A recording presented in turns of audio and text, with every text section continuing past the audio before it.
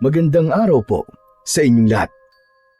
Ang kwentong inyong mapapakinggan ay tungkol kay Esteban na isang magsasaka na gagawin ng lahat upang mabigyan ng magandang buhay ang anak niyang si Gian. Nang makahukay siya ng gintong itlog ay inalok siya ng isang mayamang lalaki sa baryo nila na bilhin yun sa napakalaking halaga. Sa una ay nagkaroon ng pag-aalinlangan si Esteban. Ngunit nang makapagdesisyon na siyang ibenta ang gintong itlog, ay isang misteryosong matandang lalaki ang nagnakaw nito. Ano ang dahilan ng misteryosong matanda sa pagnakaw nito sa gintong itlog? Magagawa pa bang mabawi ni Esteban ang bagay na magiging daan upang mabigyan niya ng maginhawang buhay ang kanyang anak? Ngunit bago po ang lahat, mga idol, huwag po nating kalimutang mag-subscribe at i-hit ang notification bell sa aking YouTube channel na The Voice Addict at Apong Isaac para sa mas marami pang makapigil hiningang kwentong aswang at katatakutan mula sa mundo ng kababalaghan. Umpisahan na po natin ang kwento. Gian, ano't nasa labas ka pa? Madilim na. Umuwi ka na't maghahapunan na tayo. Sandali lang po, tay. Babawian ko lang po to si Romeo. Talo pa po kasi ako sa paglalaro namin ng text eh. Uuwi ka ba o ilalaga ko yung mga text mo at ipapainom ko sa yung sabaw? Tatay naman eh. Ano bang tingin mo sa mga text ko, karne ng baboy? Susunod po ako sa inyo. Siguraduhin mo na susunod ka. Kung hindi, ilalaga ko talaga yung mga text mo, maniwala ka sa akin. Naglakad na si Esteban pauwi sa kanilang bahay na nakatayo sa maliit na lupa na minana pa niya sa kanyang mga magulang. Pagpasok niya ay agad siyang naghain ng hapunan nila ng anak niyang si Gian. Nag-iisang anak ni Esteban si Gian. Halos 10 taon na ang nakakalipas simula nang mamatay ang kanyang asawa nang dahil sa panganganak kay Gian. Kaya simula noon ay mag-isa nang binuhay ni Esteban ang kanyang anak. Magsasaka si Esteban sa taniman ng gulay at mga punong namumunga sa asyenda ng mayamang si Don Lauro. Simula nang magkaisip siya ay doon na siya nagtatrabaho at doon din niya nakilala ang kanyang asawa na kasambahay naman sa bahay ni Don Lauro. Maya-maya pa ay dumating na nga ang anak niya na si Gian. Amoy araw ito at pawisang umupo sa kanilang hapagkainan. Naupo na rin si Esteban sa upuang katapat ni Gian. Wow! Adobong manok ang ulam! Paborito ko to ah! Bagong sahod kasi ako, anak. Saka, mataas ang nakuha mong score dun sa exam nyo. Kaya naisipan ko na ipagluto ka ng paborito mong ulam. Pagkatapos natin kumain, ay maligo ka na ha. Gabing-gabi na pero amoy araw ka pa rin. Tatay naman, syempre, maghapon po ako naglaro sa labas, kaya ganito po ang amoy ko. Talagang sinulit mo na ang paglalaro mo ngayong araw, ano? Lunis na po kasi bukas, tay eh. May pasok na naman po sa eskwelahan. Akmang sasandok na ng kanin si Gian nang mahinang tinapik ni Esteban ang kamay nito. Oops! May nakalimutan kaya tang gawin, anak. Ang maghugas po ba ng kamay, tatay? Okay na po. Naghugas na po ako ng kamay doon po sa likod ng bahay bago po ako pumasok dito. Bukod pa doon, hindi ba ang sabi ko, bago dapat tayo kumain, ay magdadasal? Ay, sorry po. Oo nga pala. Nakalimutan ko po kasi. Ang sarap po kasi ng ulam natin ngayon, tay. Napailing habang nakangiti si Esteban. Nagkrus na silang mag-ama at pinangunahan ni Esteban ang pagdarasal. Nagpasalamat siya sa Diyos sa biyayang pagsasaluhan nilang mag-ama. Matapos ang maikling panalangin, ay nagsimula na silang kumain. Grabe, ang sarap niyo po talagang magluto, tatay. Kayo po ang the best na tatay sa buong mundo. Sus, nambola ka pa. Alam mo kasi, ang nanay mo nagturo sa akin na magluto. Gusto niya kasi na matuto ko na magluto kasi sabi niya, para kahit wala na siya, ay hindi ako magugutom at ang mga magiging anak namin. Tapos po, nagkatotoo po ang sinabi ni nanay. Kaso nga lang, patay na po siya ngayon. Huwag na natin pag-usapan yan at baka magkaiyakan pa tayo rito. Oo nga pala, tay. Narinig ko po na pinag-uusapan po ni na Aling Maming dun po sa tindahan na umatake na naman daw po yung aswang kagabi. Pinasok daw po ng aswang yung bahay ni na Aling Maming. Buntis po pala yung anak ni Aling Maming. Buti na lang daw po, naitaboy nila yung aswang. Aba, daig mo pa mga tsismosa dito sa atin ha. Talagang detalyado ka kung magkwento, Kian. Pero sa totoo lang anak, nakakabahala na yung mga aswang na yan eh. Binata pa lang ako, problema na yan dito sa baryo. Napakatagal ng panahon at nandito pa rin ang mga aswang na yan sa lugar natin. Tay, hindi po kaya taga rito lang po sa atin yung aswang? Hindi ko alam anak. Maaring oo, maaring hindi. Pwedeng taga rito o nakatira sa ibang lugar. Pero ang importante, hindi tayo binibiktima ng kung sino mang aswang na yon. Hindi naman talaga siya magkakaroon ng lakas ng loob na magpunta dito sa bahay. Kasi palaging nakasabit sa pinto yung buntot ng pagi na nabili ko nun sa palengke. Pero tay, nakita niyo na po ba yung aswang po na sinasabi nila? Ako po kasi gusto ko siyang makita kahit isang beses lang eh. Hindi pa anak. Saka wag mo nang pangarapin na makita yung aswang. Sa tingin mo ba mabubuhay ka pa kapag nakita mo siya at nakita ka niya? Siyempre lalabanan ko po siya, tay. Palagi ko kayang dala ang tirador ko. Tapos, asintado pa ako. Ikaw talaga. Walang panama yung tirador mo sa aswang. Kaya huwag ka nang lalabas kapag madilim na. Huwag ka nang tumulad sa ibang mga bata dyan na kahit hating gabi na ay nasa labas pa't naglalaro. Wala ka mapapala sa kalsada, anak. Sige na, tama ng kwentuhan. Kumain na muna tayo. Hindi naiwasan ni Esteban ang mapangiti habang pinapanood niya ang anak niyang si Gian na maganang kumakain. Bilang ama, wala siyang ibang gusto kundi ang maging maginhawa ang buhay ng kanyang anak at masulit nito ang pagiging bata. Kaya kahit nasusugatan, nadadapa at nag-aamoy pawis si Gian sa paglalaro, ay hinahayaan lang niya. Alam niya na parte yon ng pagiging bata na kailangan nitong maranasan. Aminado si Esteban na hindi ganun kaginhawa ang buhay na kaya niyang ibigay sa kanyang anak na si Gian. Hindi sa lahat ng oras ay naibibigay niya ang gusto nito kahit nag-iisa niya lang itong anak.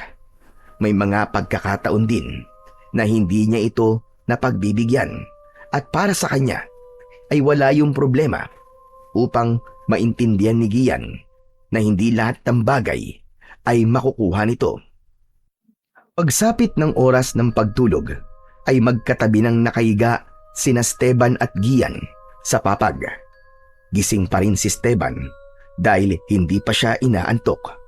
Inakala niya na tulog na ang kanyang anak kaya nagulat siya nang bigla itong nagsalita. Tay, tanong lang po. Wala ka po bang balak na mag-asawa ulit? Nakakabigla naman yan tanong mo anak. Sagutin niyo na lang po kasi, tay. Ay nako, ikaw talagang bata ka oo.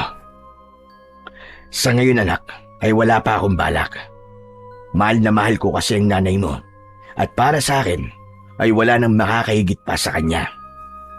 Pero hindi ko rin masasabi. Ayoko magsalita ng tapos. Teka, bakit mo pala naitanong yan?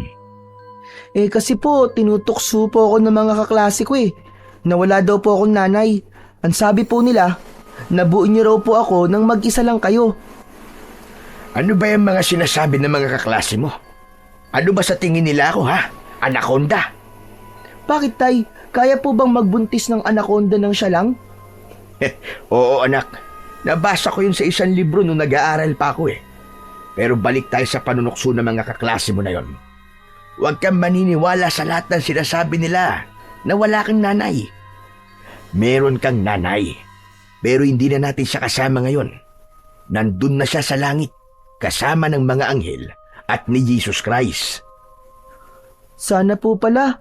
Hindi na lang po ako nabuo at ipinanganak para hindi na po namatay si nanay.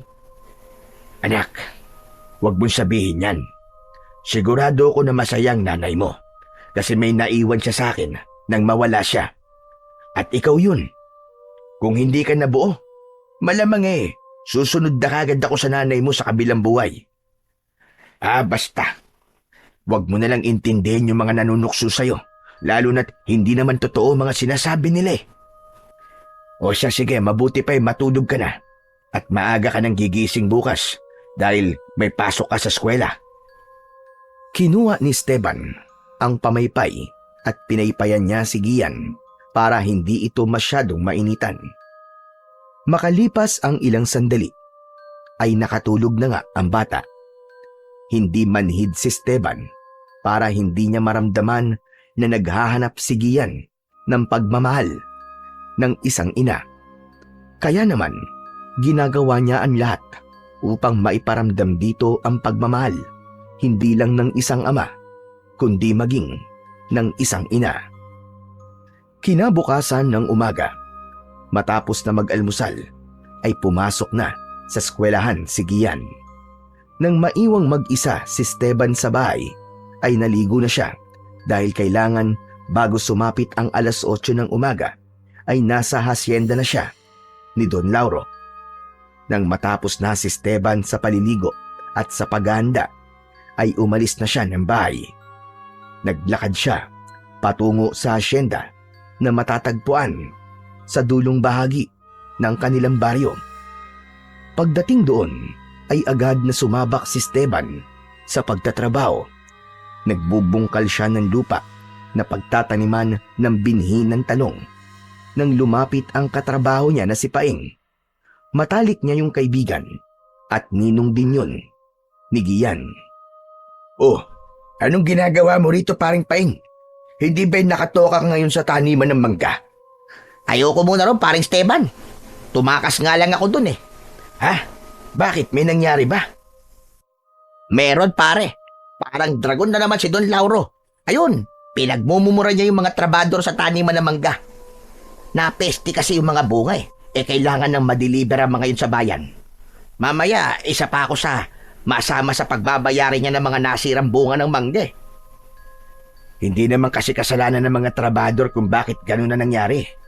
Bakit kailangan sa kanila ibabawas yung lugi niya? Nako, subukan mong sabihin niya kay Don Lauro. Sigurado ko na mawawalan ka ng trabaho. Kilala mo naman yun eh. Ayaw nun nang sinasalungat siya. Para sa kanya ay palaging siya ang tama. May katotohanan ang sinabing yun ni Paeng. Mismong si Esteban ay naranasan na ang bagay na yun kay Don Lauro. Dati kasi ay nais ni Don Lauro na gumamit ng kemikal na fertilizer sa mga tanim na kamatis. Hindi niya yon sinang-ayunan at nagmungkahi siya na dapat ay organikong fertilizer ang gamitin. Nagalit sa kanya si Don Lauro at muntik pa siyang sisantiin. Mabuti na lang at nadala niya yon sa kanyang pakiusap. Kaya simula noon, kahit mali si Don Lauro, ay hindi na niya ito sinasalungat dahil alam niyang may posibilidad na mawawalan siya ng trabaho. Pambihira. Iba talaga kapag mayaman, no? Lahat ng mas bababa sa'yo, takot sa'yo. Pasalamat na lang talaga si Don Lauro dahil mas mayaman siya kesa sa akin. Dahil kung hindi, naku po, pagsasasampal-sampalin ko talaga siya ng pera ko. Ang pangit mo namang maging mayaman, pare. Nananampal ka ng pera. Aba, syempre, hindi kita sasampalin ng pera. Kaibigan kita eh. Yung mga kagaya lang ni Don Lauro. Pero alam mo pare, bukod kay Don Lauro, ay meron pa akong isang kinatatakutan dito sa baryo natin. Sino naman pare? Yung misis mo ba? Hoy, hindi ako takot sa misis ko. Anong palagay mo sa akin, Andre Saya? Siya ang takot sa akin. Sos, nung nakaraan linggo lang habang nagiinuman tayo sinundo ka ni kumare. Sinigawan ka lang para ka ng asong bahagang buntot na umuwi. Dapat kasi kahit paminsan-minsan ay susunod din tayo sa mga asawa natin. Pero balik tayo sa isa ko pang kinatatakutan, pare. Yung aswang, pare. Alam mo ba yung bagong kwento tungkol sa aswang na nandito sa lugar natin? Oo, naikwento na yan sa akin ni Giyang kahapon. Yung tungkol dun sa buntis na anak ni Aling Maming. Bukod pa ron, pare. May nakapagsabi sa akin sa kabilang baryo na kahit sa kanila ay may aswang din na umaatake tuwing gabi. Ang ginagawa daw nung aswang ay para bang may hinahanap kasi naghahalugog sa mga bahay-bahay. Tapos kapag hindi niya nakita yung hinahanap niya, ay sa kanya aatakihin yung mga nakatira sa bahay na pinasok niya. Pambihira yan ano daw yung hinahanap ng aswang pare? Hindi ko alam eh. Hayaan mo kapag nakita ko yung aswang, itatanong ko kagad sa kanya. Puro ka talaga kalokohan Hindi ko na alam kung ano ang totoo at biro sa mga kwento mo Totoo yung kinikwento ko sa'yo, pare. May hinahanap talaga yung aswang na isang bagay na walang nakakaalam kahit sino. Kaya kayo ni Gian, pare, siguraduhin yung nakakandado mga pinto at bintana nyo bago kayo matulog. Dahil hindi natin alam. Baka isang gabi bigla na lang kayong pasukin ng aswang. Yun ang huwag niyang gagawin. Subukan lang niya kasi meron kaming buntot ng pagi sa bahay. Hindi ba sabi ng mga matatanda takot daw sa ganun ng mga aswang?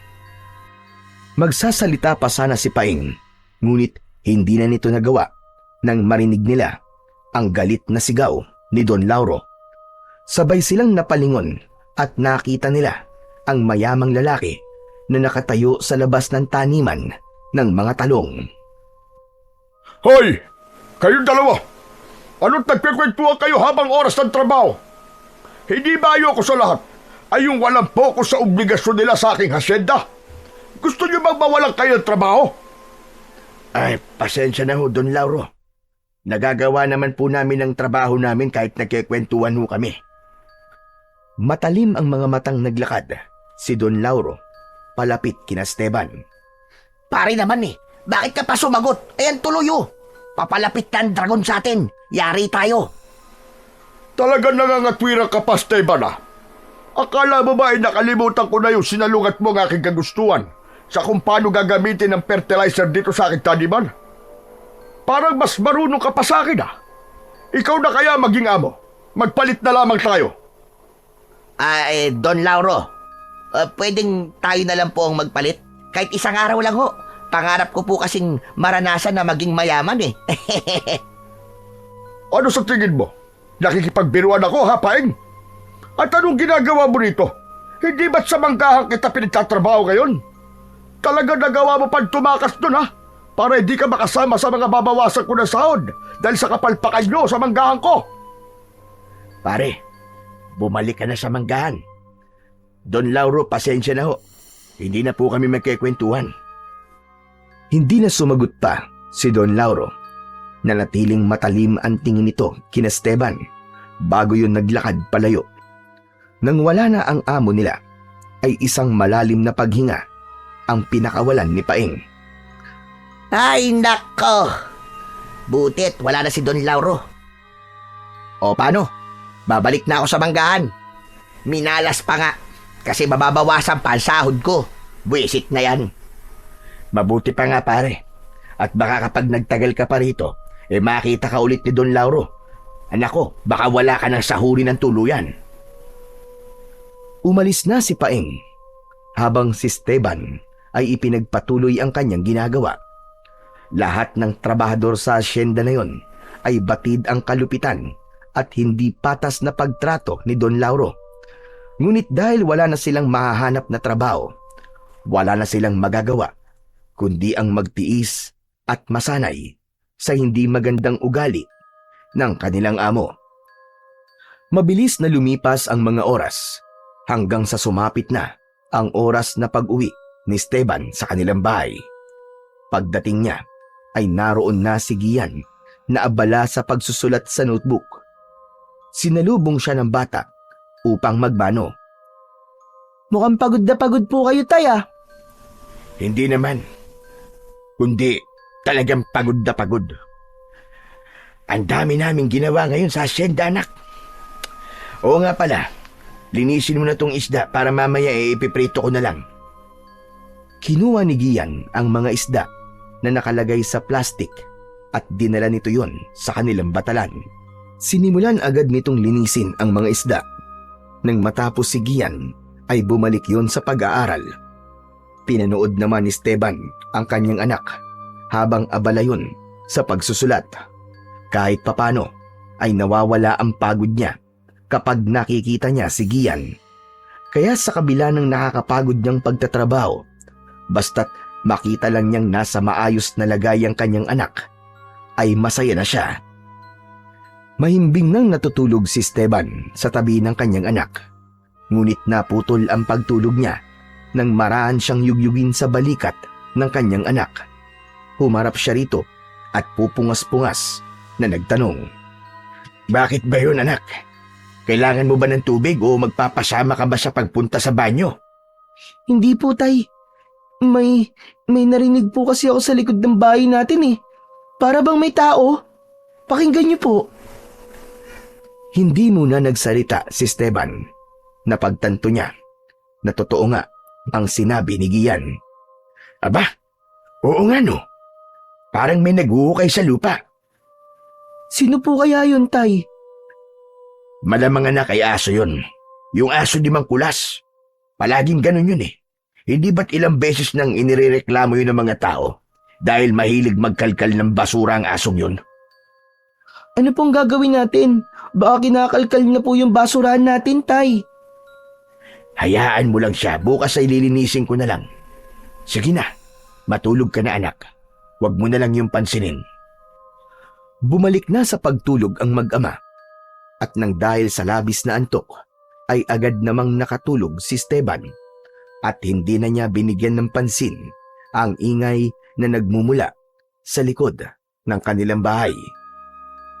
Maagang nagising si Esteban pagsapit ng umaga. Gaya ng karaniwan niyang ginagawa ay nagluto na siya ng almusal. Ginising na niya si Gian upang makaligo na ito. Matapos maligo ni Gian ay sabay na silang kumain.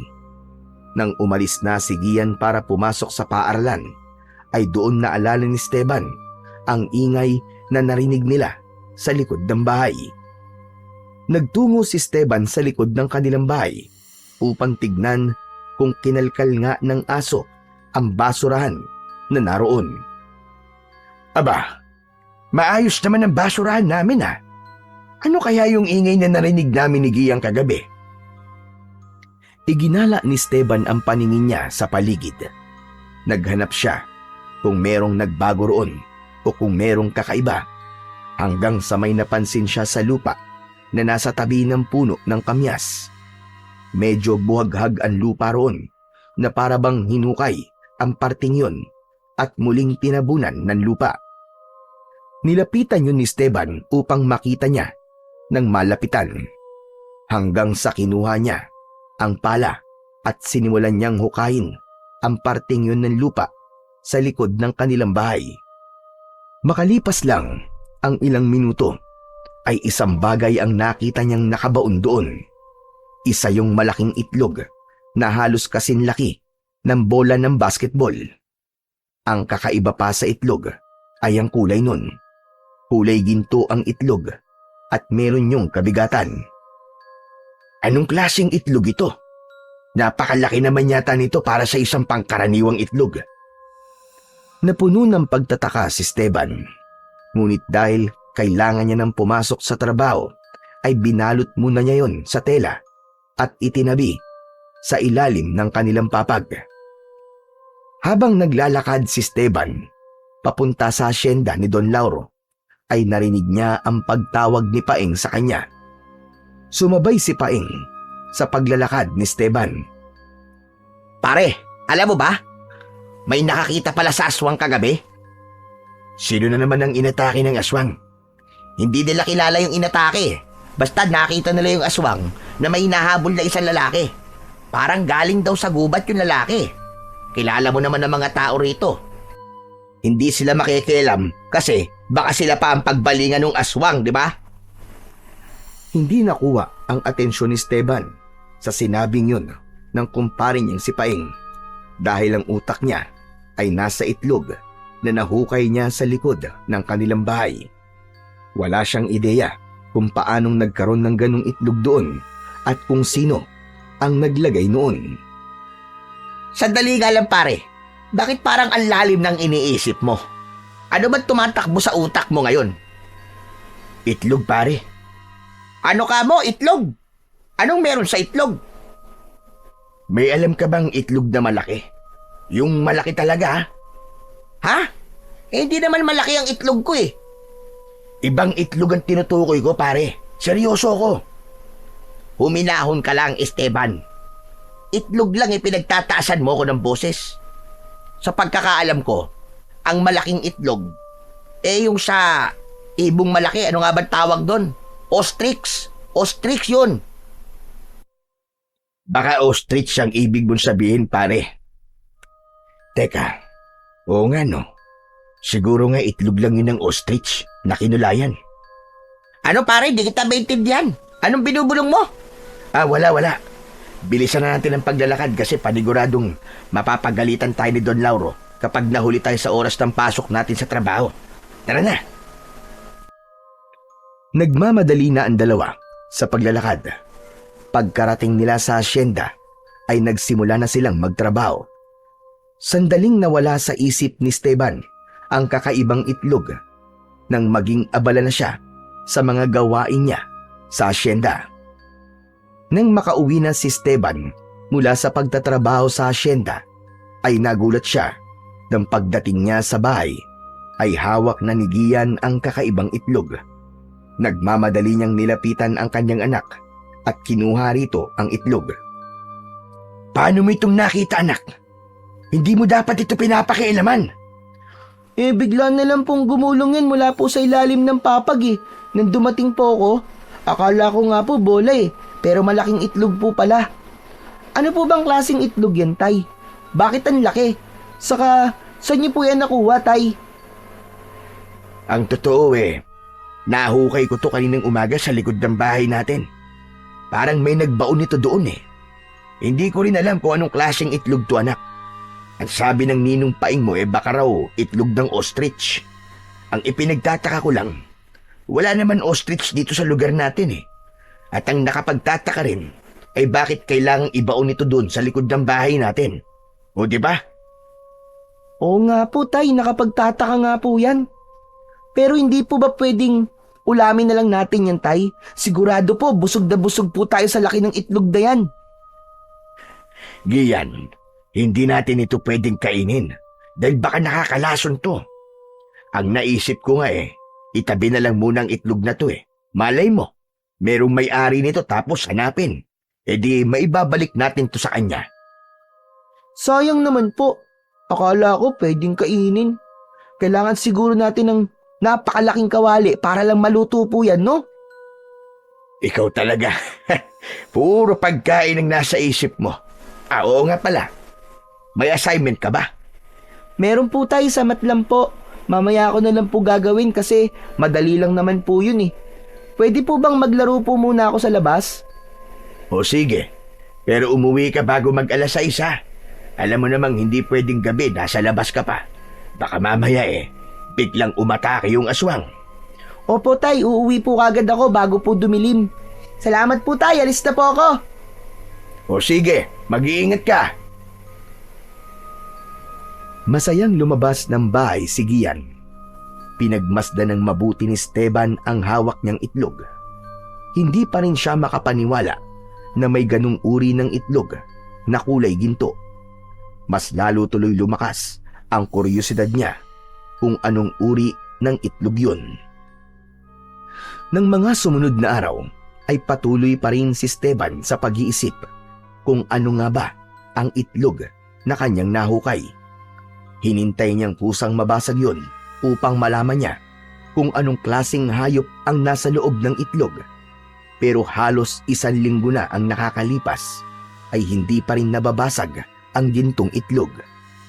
Umasa na lamang siya na isang araw ay may taong maghahanap sa itlog at kapag nangyari yon, ay hindi naman siya magdadalawang isip na isoli yon.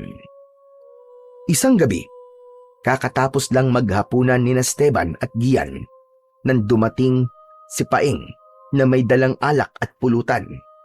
Inaya nito si Esteban na mag-inom dahil birthday daw nito. Pumayag naman si Esteban dahil pareha silang walang pasok sa asyenda sa susunod na araw. Sa harapan ng bahay sila pumwesto habang si Gian ay nagbabasa ng aklat sa loob. Baka mamaya sunduin ka na naman ng misis mo, pare ha? Nagpaalam ka ba sa kanya na magiinom ka rito? No problem, pare. Nagpaalam ako. Pinayagan ako kasi birthday ko naman eh. Saka pag dito ako nagiinom, kampante yun, pare. Alam mo naman ang kumare mo. Ang laki ng tiwala sa'yo nun. Hindi nagtagal ay biglang lumabas si Gian na dala ang gintong itlog. Ninong, tignan niyo po ang nahukay na itlog ni tatay oh. Napakalaki po tapos kakaiba. Gian, ibalik mo nga yan dun sa loob. Sandali lang, pare. Sandali lang. Kau naman, oo. Aba, totoo nga sinabi mo, pare ah. Ang laki nga ng itlog na yan ah. Saka kakaiba ang kulay. Kulay ginto. Halika nga rito, inaanak. At titignan ko ng mabuti ang itlog na yan. Lumapit si Gian kay Paing at inabot nito ang gintong itlog. Manghang-mangha si Paing habang pinagmamasdan yon. Grabe, pare. Ngayon lang ako nakakita ng gintong itlog. Kaya pala, nagtanong ka sa akin nung isang araw tungkol sa itlog dahil dito pala. Saan mo nakuha to, pare Esteban? Diyan lang, pare. Naukay ko sa likod ng bahay namin. Ewan ko. Ang hinala ko meron nagbaon yan dun eh. Hinihintay ko nga na may maghanap pero 1 linggo na. Simula nung mahukay ko yan, wala pa naman naghahanap. Ano ka ba, pare? Baka mapagkakakitaan mo to. Ibenta mo na to. Doon sa palengke. I-auction mo, pare. Sigurado ako na pag-aagawan nito ng mga tao kasi kakaiba ang itlog na to eh. Saan ka ba nakakita ng ganitong itlog? Malaki at kulay ginto pa. Nag-iisa lang to sa buong mundo, pare. Maniwala ka sa akin. Kinuha ni Esteban ang itlog mula kay Paing. Inabot niya yun kay Gian at inutusan niya ito na ibalik na yun sa ilalim ng papag. Makapagsalita ka naman, pare, na nag-iisa lang ang ganong itlog sa buong mundo. Parang siguradong sigurado ka. Aba, sa tagal ko nabubuhay dito sa mundo, ngayon lang ako nakakita ng ganong itlog, pare. Kung ako sa'yo, pagkakaperahan ko yun, pare. Malay mo. Yun na ang time para yumaman kayo dahil sa itlog na yun. Wala akong balak na ibenta yon, paring Paing. Kung wala nang maghahanap nun, sa akin itatabi ko na lamang. Baka kasi swerte ang dala ng itlog na yun sa amin ng anak ko Ikaw bang bahala, pare? Ako naman nagbibigay lang ng suwestyon. Ipinagpatuloy na lang ni Esteban ang kanilang pag-iinom. Nang medyo tinamaan na sila ng pagkalasing, ay nawala na sa gininto ang itlog ang kanilang usapan at napunta na yon sa kung ano-anong bagay. Pagkaubos ng 1 bote ng alak, ay umuwi na si Paing sa bahay nito habang si Esteban ay natulog na matapos na magligpit ng kanilang pinag-inuman. Kinabukasan, dahil walang pasok sa trabaho, ay nasa bahay lang si Esteban. Wala ring pasok sa school si Gian, kaya hinayaan niya yung makipaglaro sa mga bata sa labas. Pagsapit ng hapon, ay naisipan ni Esteban na kumuha ng panggatong na kahoy sa gubat. Inabot din siya ng 1 oras doon bago siya nagdesisyon na umuwi.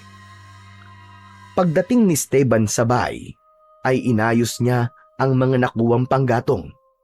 Matapos yun, ay biglang pumasok sa isip niya ang ginintuang itlog sa hindi niya maipaliwanag na dahilan. Tinignan niya ang itlog sa ilalim ng papag at kinabahan siya dahil wala yun roon. Ang unang pumasok sa utak niya ay baka kinuha yon ng anak niyang si Gian. Lumabas siya at hinanap niya ang kanyang anak. Hindi nga siya nagkamali dahil nakita niya si Gian na nagmamalaking ipinapakita ang ginintuang itlog sa mga kalaro nito. Malakas na tinawag ni Esteban si Gian. Namutla ang bata nang makita siya at agad yung lumapit sa kanya. Anak naman, hindi ba sabi ko sa'yo ay huwag mong pakikialaman ang itlog na yan? Talagang inilabas mo pa at pinakita mo pa sa mga kalaro mo. Sorry na po, Tay. Ayaw po kasing maniwala ng mga kalaro ko na may ganito po tayong kalaking itlog Kaya kinuha ko po sa bahay. Tapos po ipinakita ko po sa kanila. Huwag mo nang uulitin to, anak, ha? Mapapalo na talaga kita. Opo, Tay. Sorry po talaga. O tara na, umuwi na tayo. Hinawakan ni Esteban ang isang kamay ni Gian at magkasama silang naglakad pauwi sa bahay nila. Habang naglalakad ay nakasalubong nila si Don Lauro na nakasakay sa kabayo. Bagyang yumukod si Esteban nang magtama ang mga mata nila ng kanyang amo. Nagtaka siya nang ipahinto ni Don Lauro ang kabayo nito at bumaba ito. Lumapit si Don Lauro sa kanila. Magandang hapon po, Don Lauro. May kailangan po ba kayo sa akin? Sa totoo lang ay wala naman. Dahil namamasyal lang ako. Pero nakuha ng itlog na hawak ng anak mo ang aking atensyon. Saan niyo nakuha ang itlog na yan? Ay, nahukay ko po doon sa likod ng aming bahay. Talagang agaw pansin po ang itlog na yan kasi malaki po tapos kulay ginto pa. Tama ka. Kakaiba nga ang itlog na yan. Tay, umuwi na po tayo. Kailangan ko na pong gumamit ng banyo sakit na po ng tiyan ko. Pasensya ka na, Don Lauro, ha. Pero uuwi na po kami ng anak ko. Mag-iingat po kayo. Napansin ni Esteban na nasa itlog pa rin ang tingin ni Don Lauro. Tila hindi yun makapaniwala na nakakita ito ng ganong klase ng itlog. Hindi na lang yun pinansin ni Esteban at nagmamadali na silang umuwi sa kanilang bahay. Nang sumunod na araw, ay balik na sa pagtatrabaho si Esteban. Habang abala siya sa pagdidilig ng mga gulay, ay humahangos na lumapit sa kanya ang kumpare niya na si Paeng. Oh, ano na namang ginagawa mo rito, pare? Baka mamaya ay makita ka pa rito ni Don Lauro eh. Hindi ka na dito nakapwesto, di ba? Parang Esteban, si Don Lauro nga mismo nagpapunta sa akin dito.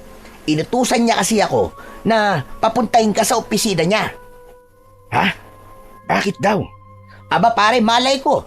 Hindi naman niya sinabi sa akin kung bakit Bigla tuloy akong kinabahan, paring Paeng, ha? May mali ba akong nagawa? Hindi ko rin alam pare. Pero mukhang hindi naman siya galit Ang mabuti pa ipuntahan mo na siya kasi baka nga totoong magalit na yun sa'yo kapag nagtagal ka pa. Iniwanan muna ni Esteban ang kanyang ginagawa at nagtungo na siya roon sa opisina ni Don Lauro na nasa gilid ng mansyon. Bago siya kumatok, ay huminga muna siya ng malalim at nagdasal na sana ay hindi siya papagalitan ni Don Lauro. Matapos yun, ay marahang kumatok na sa pinto si Esteban. Don Lauro, ako po ito si Esteban. Pinatawag niyo raw ho ako. Hindi nakalaki ang pinto. Pumasok ka na. Binuksan ni Esteban ang pinto.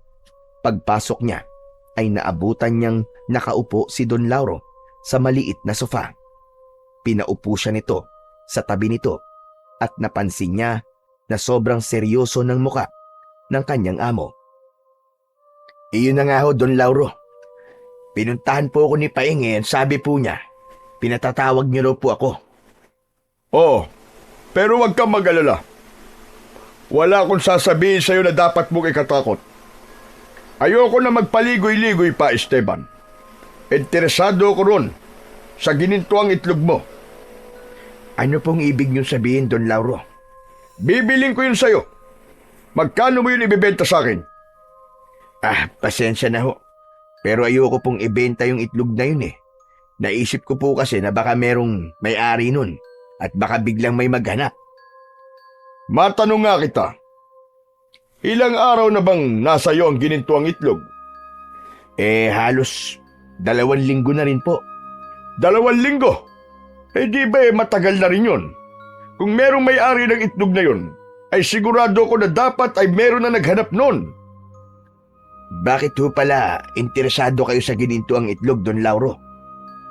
Kailangan ko pa bang sabihin sa'yo ang dahilan? Kaya magsabi ka na, Esteban. Magkano mo yun ibibenta? Don Lauro, pasensya na ho talaga. 100,000 piso. Don Lauro, 200,000 piso. O sige, sagad na natin. 250,000. Bibiling ko ang ginintuang itlog sa'yo ng 250,000. Natigilan si Esteban sa laki ng perang handang ibayad ni Don Lauro para sa ginintuang itlog. Pinagpawisan siya ng malamig at pakiramdam niya ay umurong ang kanyang dila. Oh, bakit bigla ka natigilan, Esteban? Iniisip mo na ba kung ano ang malaking pagbabago na mangyayari sa buhay mo at ng anak mo kapag nagkaroon ka ng 250,000 piso? Sabihin mo nga sa akin, Esteban, ano-ano ang magagawa mo sa 250,000? Para sa isang kagaya mong mahirap, ay malaking halaga na yon. Tama naman ho kayo, Don Lauro. Pwede ko nang maipasemento ang bahay namin. Hindi na kami matatakot ng anak ko sa tuwing may bagyo na baka masira ang aming bahay. Makakapagbukas na rin ako ng maliit na negosyo at masisiguro ko na rin ang pag-aaral ni Gian hanggang high school. Tama! At lahat ng mga sinabi mo ay hindi mo makukuha sa sinasahod mo lang sa aking asyenda. Isipin mo mabuti, Esteban. 250,000 kapalit ng isang itlog na hindi mo naman mapapakinabangan. Pero, Don Lauro, maaari po bang bigyan niyo ako ng kahit konting panahon? Pag-iisipan ko po muna ang magiging desisyon ko kung maaari lamang ho. May takot na naramdaman si Esteban nang biglang tumalim ang mga mata ni Don Lauro. Naramdaman niya na hindi nito nagustuhan ang kanyang naging sagot. O sige, Esteban. Bibigyan kita ng panahon para makapag-isip. Bukas ng umaga, bumalik ka rito sa opisina ko bago ka magsimula sa iyong trabaho. Aasahan ko bukas na dala mo na ang ginintuang itlog.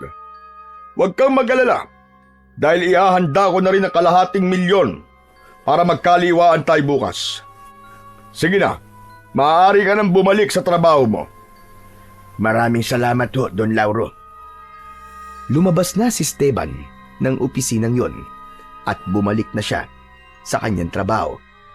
Halos hindi siya nakapag-focus sa trabaho dahil pinag-isipan niya ng mabuti kung dapat ba niyang tanggapin ang nakakatuksong alok sa kanya ni Don Lauro.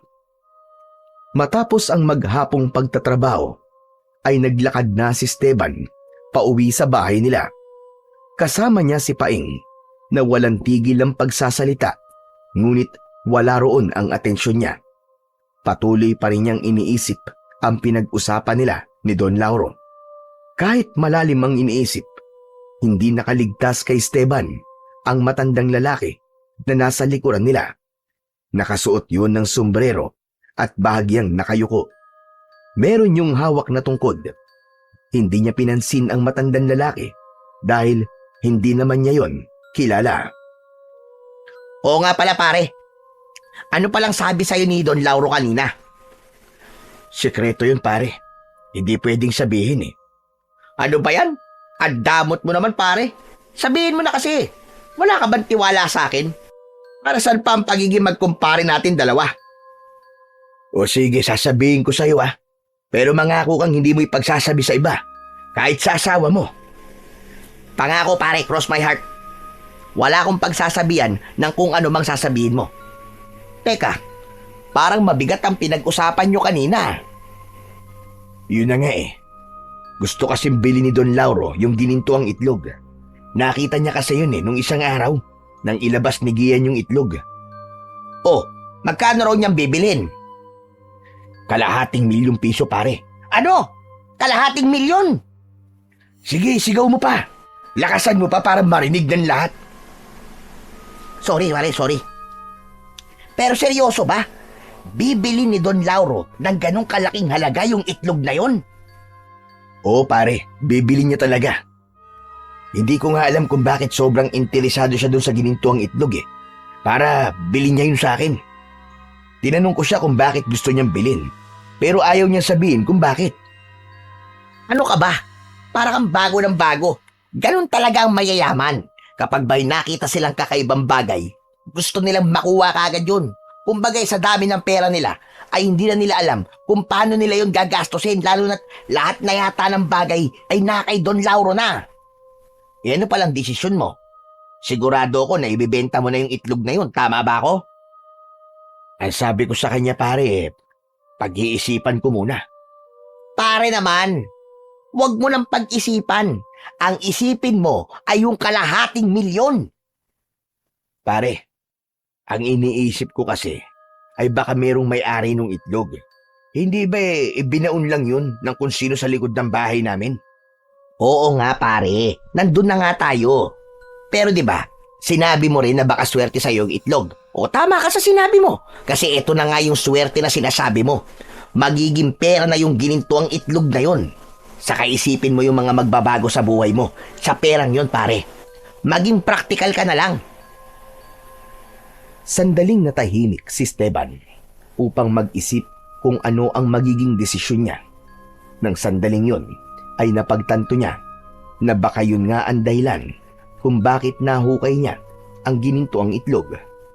Baka yun ang magiging sagot upang makaahon sila sa kahirapan at maibigay niya ang buhay na gusto niya para sa kanyang anak. Oo nga no. Siguro nga tama ka, pare. Ibibenta ko na lang yung kay Don Lauro. Yan! Ganyan ka dapat magdesisyon. Basta, kapag nakuha mo yung pera, magpainom ka ha. Oo na. Alam ko namang alak lang ang kaligayahan mo eh. Naputol na ang usapan ng dalawa nang nakarating na si Paing sa bahay nito. Habang mag-isang naglalakad si Esteban ay napangiti siya dahil naglaro sa kanyang imahinasyon ang napakalaking pagbabagong mangyayari sa buhay nila ni Gian sa sandaling maibenta na niya kay Don Lauro ang ginintuang itlog. Kinagabihan, pagsapit ng oras ng pagtulog ni Esteban, ay inayos na nila ni Gian ang kanilang higaan. Kakahiga pa lang ng mag-ama nang may narinig silang mahinang pagkatok sa pinto. Bumangon si Esteban pero hindi niya muna binuksan ang pinto. Sino yan? Pasensya na sa aking panggagambala ng ganitong oras. Kanina pa kasi ako naglalakad dahil may pupuntahan ako. Makikiusap sana ako sa iyo na baka pwede mo akong bigyan kahit isang baso ng tubig. Uhaw na kasi ako. Sumilip si Esteban sa siwang ng pinto. Nakita niya sa labas ang isang matandang lalaki na nakasuot ng sombrero at may tungkod. Napakunot ang noo niya nang maalala niya na yun ang matandang nasa likod nila kanina ni Paing habang sila ay naglalakad. Sandali lang po at ikukuha ko kayo ng tubig. Tay, sino po yun? Nanghihingi ng tubig, anak. Diyan ka na lang at matulog ka na ha. Dumiretso si Esteban sa maliit nilang kusina. Kumuha siya ng baso at nilagyan yun ng inuming tubig. Pinagbuksan niya ng pinto ang matandang lalaki at inabot ang isang baso ng tubig. Tinanggap naman yun ng matanda at mabilis na inubos ang laman ng baso. Kung ganun tatang 10 ba ang punta nyo at gabing-gabi na't naglalakad pa rin kayo? Sa Santa Teresita ang tungo ko. Aba, napakalayo pa po nun mula rito. Delikado pa naman dito ng ganitong oras dahil po sa gumagalang aswang. Wala akong magagawa kundi ang maglakad ng ganitong oras. O sige, maraming salamat pala sa tubig. Ito na ang baso mo. Inabot ng matandang lalaki ang baso. Nang kukunin na yon ni Esteban, ay biglang hinawakan ng matandang lalaki ang braso niya. Nagulat siya nang hinila siya ng matanda. Hindi siya makapaniwala sa lakas na taglay ng matandang lalaki. Halos matumba siya sa ginawa nito. Biglang hinampas ng matanda ang likod ng ulo ni Esteban gamit ang tungkod nito. Sandaling nagdilim ang paningin ni Esteban at napaluhod siya sa lupa. Tatayo sana siya nang muli siyang hampasin ng tungkod ng matanda sa ulo at yun na ang naging dahilan para tuluyan siyang mawalan ng ulirat. Hindi alam ni Esteban kung gaano siya katagal na walang malay. Ngunit nang magising siya ay nasa tabi na niya si Gian. Umiiyak yun habang niyuyugyug siya. Nakahiga pa rin siya sa labas ng bahay nila at masakit pa rin ang ulo niya. Nang makita ni Gian na gising na siya, ay mahigpit siya nitong niyakap. Tay, akala ko'y patay ka na. Buti buhay ka pa. Ayos ka lang ba, anak? Hindi ka ba sinaktan ng matandang lalaki? Hindi naman po. Sigurado ka ba? Nasaan na siya? Umalis na po siya pagkatapos po niyang kunin yung gininto ang itlog. Ano ka mo?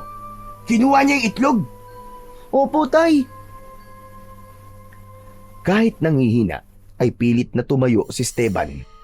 Pumasok siya sa bahay nila at sumilip sa ilalim ng papag. Nanghina siya nang hindi niya nakita ang gininto ang itlog. Hanggang sa isang bagay ang kanyang napagtanto.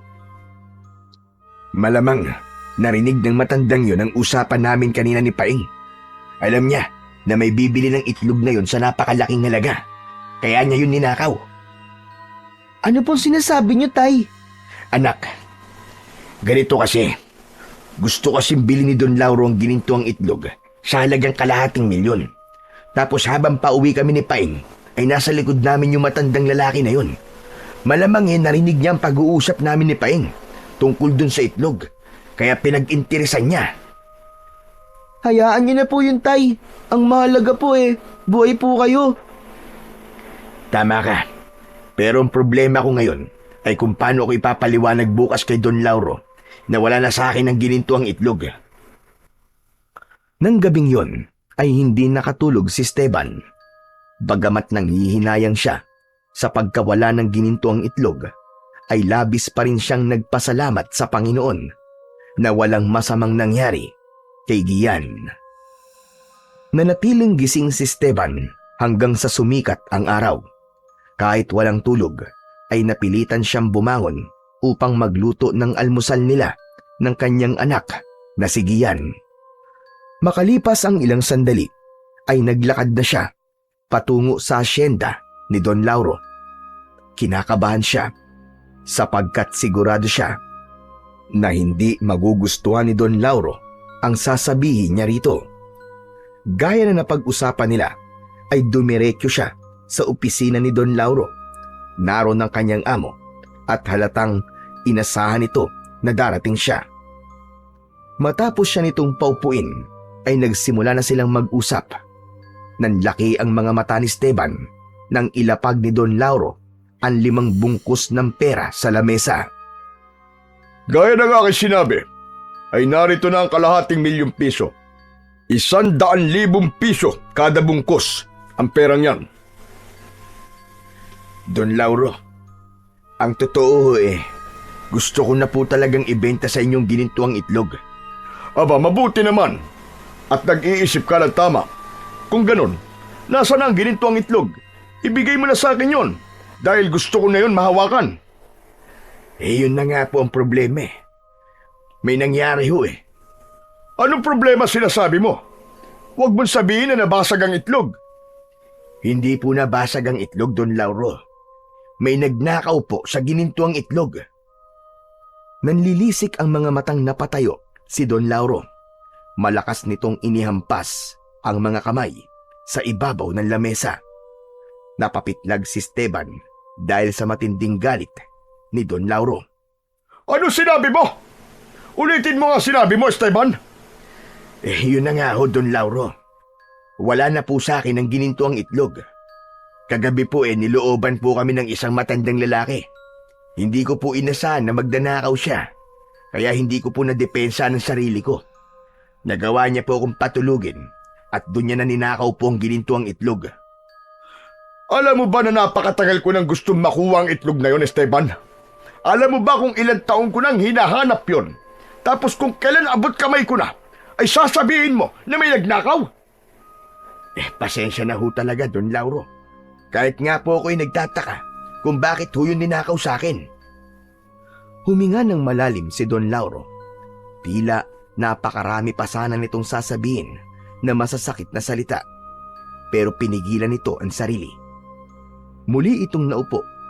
Pinakalma muna nito ang sarili bago muling nagsalita. Bibigyan kita ng pagkakataon. Bawiin mo ang ginintuang itlog sa sinasabi mong nagnakaw nun. At kapag nagawa mo yon, bibigyan kita ng 1,000,000 piso. Ano? 1,000,000 piso? Seryoso ko, Esteban. Kaya umalis ka na at simulan mo ng bawiin ang ginintuang itlog. Sige na! Opo, Don Lauro. Masusunod po. Natatarantang lumabas si Esteban sa opisina ni Don Lauro. Habang naglalakad siya palayo, ay isang bagay ang naglaro sa kanyang isipan. Sa mga sinabi ni Don Lauro sa kanya, ay napagtanto niya na matagal na nitong alam ang tungkol sa ginintuang itlog. Kaya naman, mas lalong lumaki ang kuryosidad niya kung bakit gustong-gusto nitong makuha ang naturang itlog. Sa paglalakad ni Esteban ay nakasalubong niya ang kumpare niyang si Paeng. Ngumiti ng malaki si Paeng sa kanya at tinapik siya sa balikat. O ano pare? Kumusta na ang kaibigan kong milyonaryo?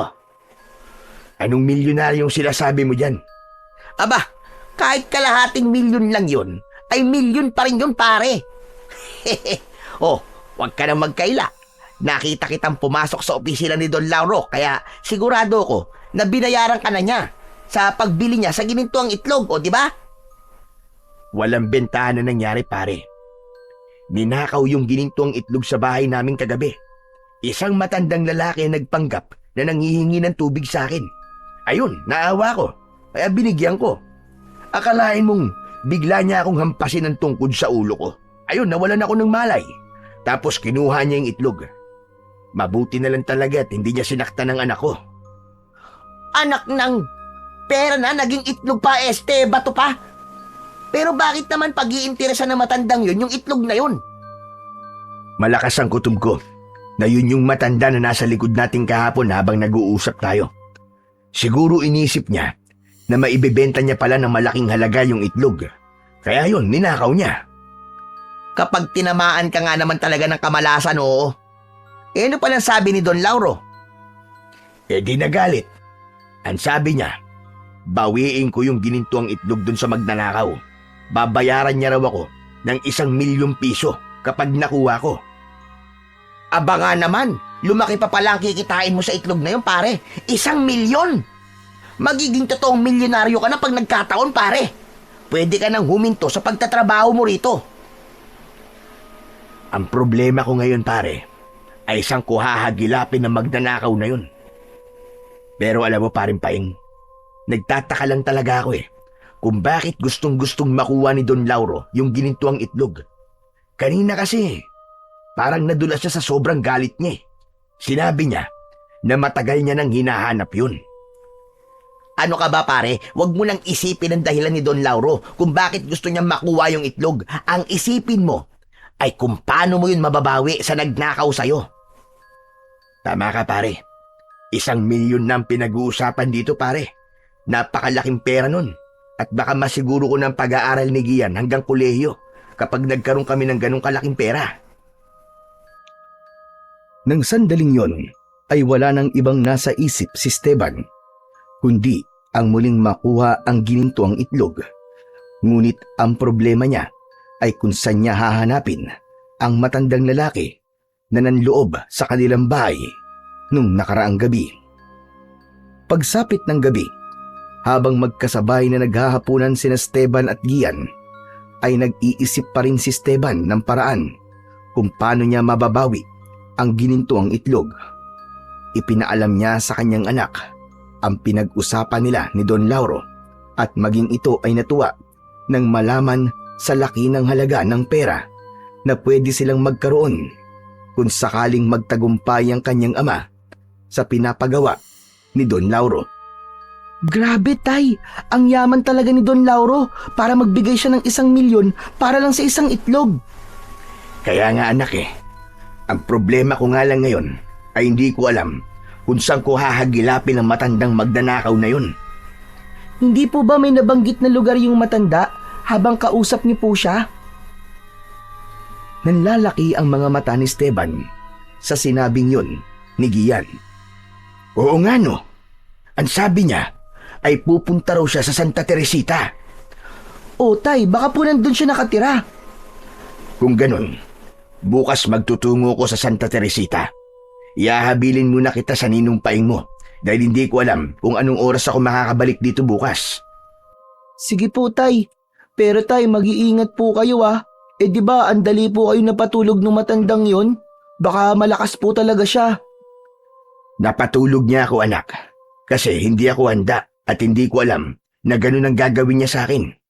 Pero sa pagkakataong ito ay handa na ako at hindi niya na ulit magagawa yun sa akin. Sinisigurado ko sa iyo yan anak. Kahit paano ay nagkaroon si Esteban ng pag-asa na mababawi na niya ang ginintuang itlog mula sa matanda. Buo na ang loob niya sapagkat alam niya na para yun sa magandang kinabukasan ng kanyang anak. Kinabukasan, nang pumasok na si Gian sa eskwelahan, ay nagpunta na si Esteban sa bahay ni Paing. Sakto, napaalis na ang kaibigan niya nang makarating siya roon. O pare, anong ginagawa mo rito? Gusto mo ba magkasabay pa tayong pumasok sa trabaho? Ang sweet mo naman talaga, pare. Hindi mo na ako papasok sa asyenda ngayong araw, Paing. Ikaw na lang ang magsabi kay Don Lauro ha. Sabihin mo sa kanya na mukhang alam ko na kung saan nakatira yung nagnakaw ng ginintuang itlog. Alam mo na kung saan, pre? Basta, saka ako nasasabihin sa'yo. Pinuntahan kita rito kasi makikisuyusan na ako na kapag wala pa ako mamayang gabi, ay pakibantayan mo muna si Gian. Kung maaari dito mo na siya patulugin sa bahay nyo. Yun lang ba? Walang problema, pare. Pero pare, mag-iingat ka sa gagawin mo na yan, ha?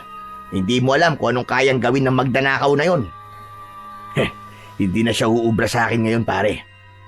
Sisiguraduhin ko na mababawi ko sa kanya ang ninakaw niya sa akin. Hindi na nagtagal doon si Esteban at nagsimula na siyang magpunta sa Santa Teresita. Ilang minuto siyang naglakad hanggang sa makalabas na siya ng kanilang baryo. Mula roon ay sumakay pa siya ng 2 jeep at isang tricycle bago siya nakarating sa Santa Teresita.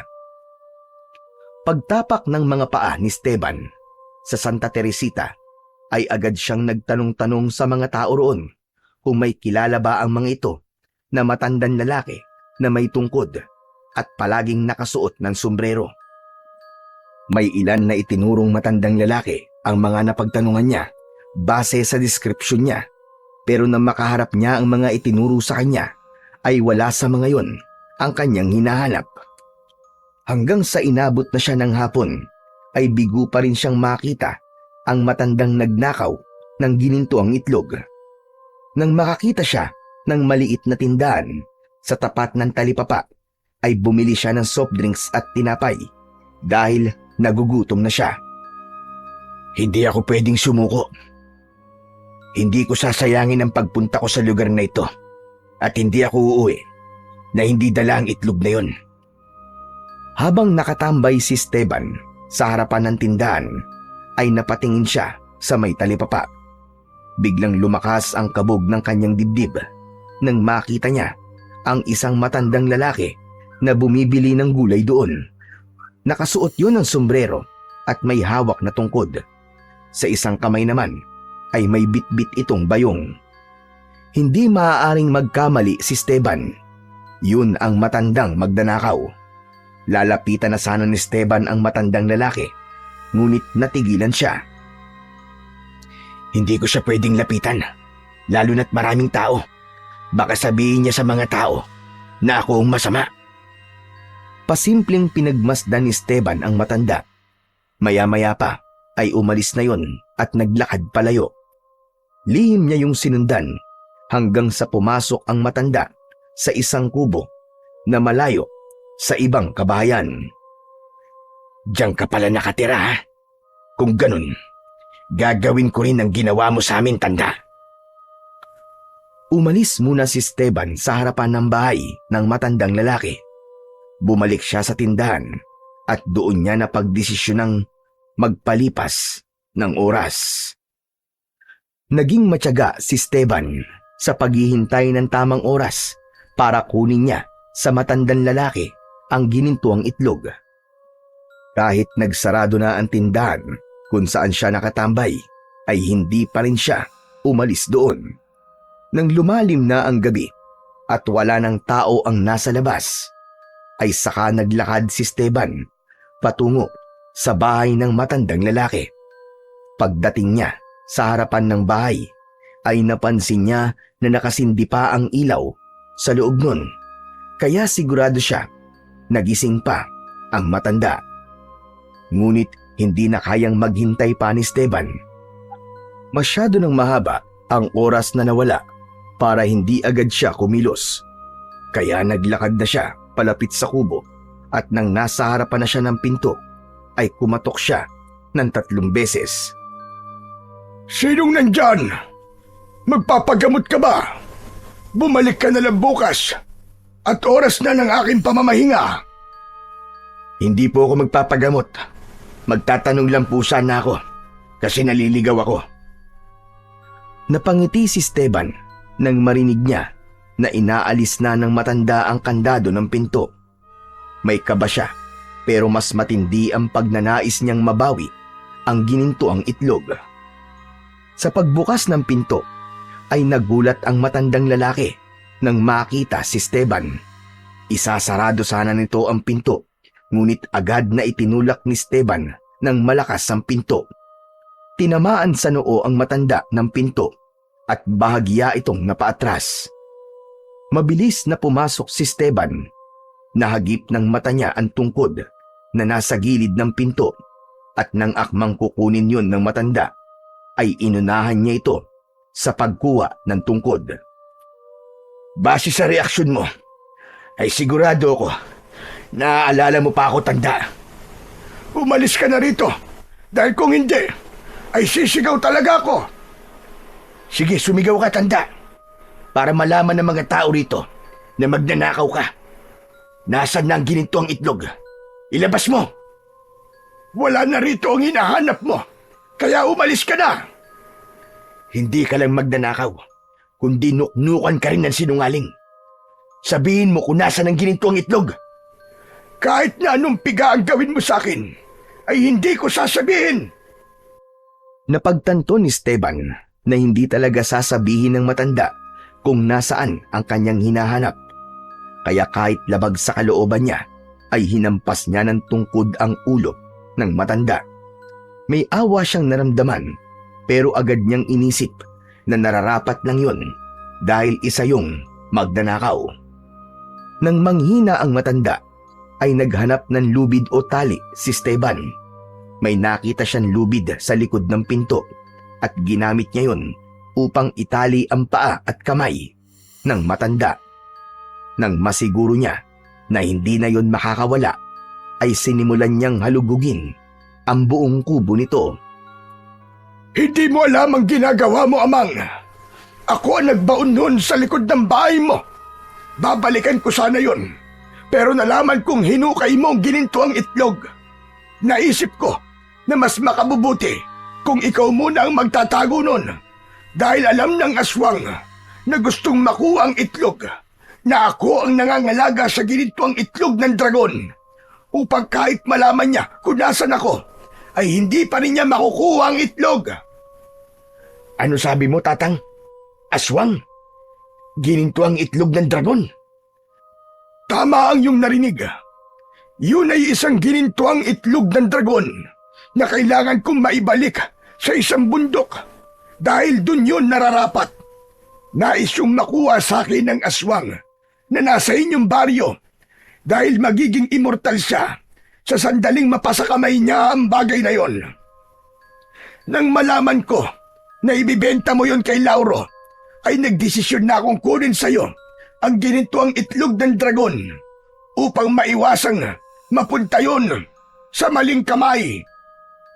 Ibig mong sabihin kilala mo si Don Lauro? Bakit mo siya kilala, Tatang? Oo, kilala ko siya. Siya ang aswang na aking tinutukoy. Si Lauro ang aswang na matagal nang namemerwisyo sa baryo nyo. Natigilan si Esteban sa kanyang narinig sa matandang lalaki. Pakiramdam niya ay binuhusan siya ng napakalamig na tubig ng sandaling yun. Ngunit agad siyang umiling. Hindi. Hindi ako naniniwala sa'yo. Sinungaling ka talagang matanda ka. Ginugulo mo lang ang utak ko Bakit kasi hindi mo nalang sabihin kung nasaan ang hinahanap ko para matapos na tayo rito? Wala akong dahilan para magsinungaling sa'yo. Matagal nang pinangangalagaan ng aking pamilya ang ginintuang itlog ng dragon na yon laban kay Lauro. Kailangan kong madala yon sa isang kuweba, sa isang bundok.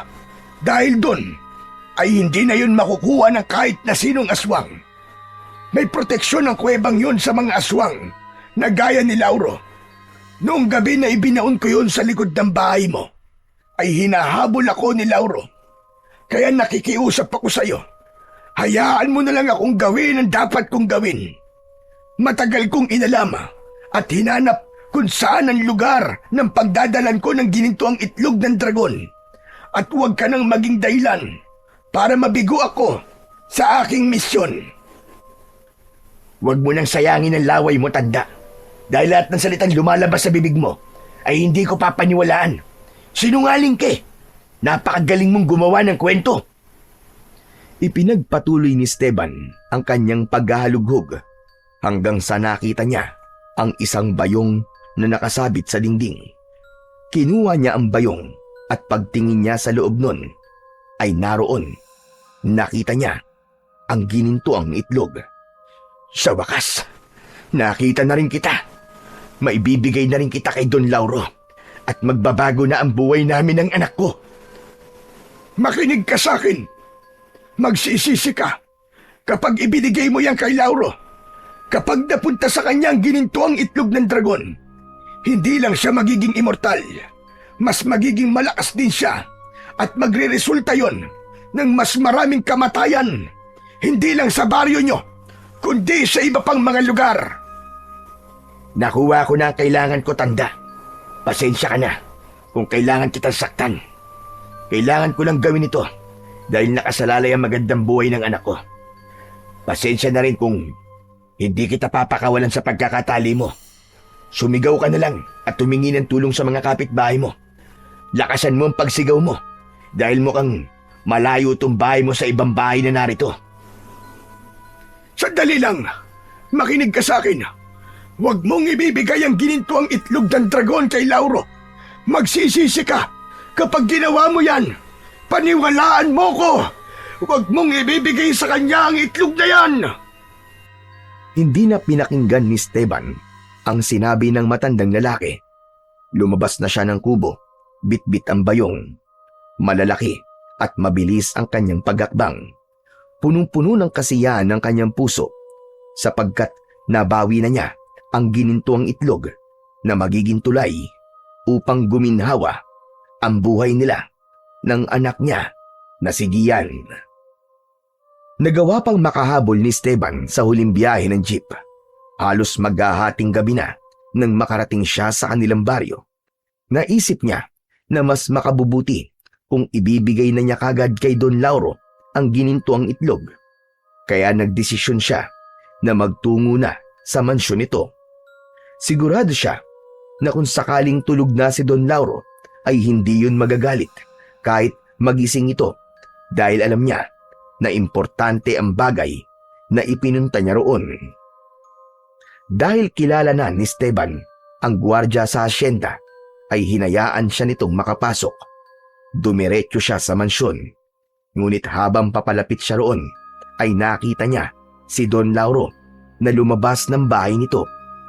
Mabilis yun naglakad patungo sa likod na bahagi ng mansyon. Tatawagin sana ni Esteban si Don Lauro, ngunit nawala yun sa kanyang paningin. Sinundan na lang niya yon, ngunit nang paliko na siya sa likod ng bahay, ay napatago siya sa isang puno nang makita niya ang kakaibang nangyayari kay Don Lauro. Unti-unting nagbabago ang anyo ng mayamang lalaki. Tinubuan ito ng makapal na balahibo sa buong katawan. Matapos yun ay humaba din ang mga kuko nito at naging matutulis na animoy matatalim na kutsilyo. Maging ang mga ngipin nito ay naging matutulis na animoy lagari. Naging mabalasik ang muka ni Don Lauro at sa isang iglap ay nag-anyong halimaw ito. Napatda si Esteban. Hindi siya makapaniwala sa kanyang nakita. Kung ganon, totoong sinabi ng matanda. Aswang nga si Don Lauro. Nagkaroon ng matinding kagustuhan si Esteban na makaalis na roon. Sigurado siya na sa sandaling makita siya ng aswang na si Don Lauro, ay yun na ang magiging katapusan niya. Napagtanto niya na maaaring may katotohanan din ang sinabi ng matanda, na kaya nais makuha ni Don Lauro ang ginintoang itlog ng dragon ay upang maging immortal ito. Halos pigilan ni Esteban ang kanyang paghinga. Nagdasal siya na sana ay umalis na ang aswang upang makaalis na rin siya. Hanggang sa biglang lumingon ng aswang sa punong pinagtataguan ni Esteban. Alam kong may tao dyan. Lumabas ka at magpakita ka sa akin. O baka gusto mong ako pa ang lumapit sa'yo. Sa takot ni Esteban ay lumabas na siya sa likod ng puno. Esteban, ikaw, anong ginagawa mo dito ng ganitong oras? Don Lauro, hindi ko ho sinasadyang makita ang hindi ko ho dapat makita. Pakiusap, huwag niyo ho kong papatayin. Nangangako po ko na hindi ko sasabihin sa kahit na sino ang aking nalaman. At paano ko makakasiguro na gagawin mo ang iyong sinabi? Sandali, ano yan dala mo?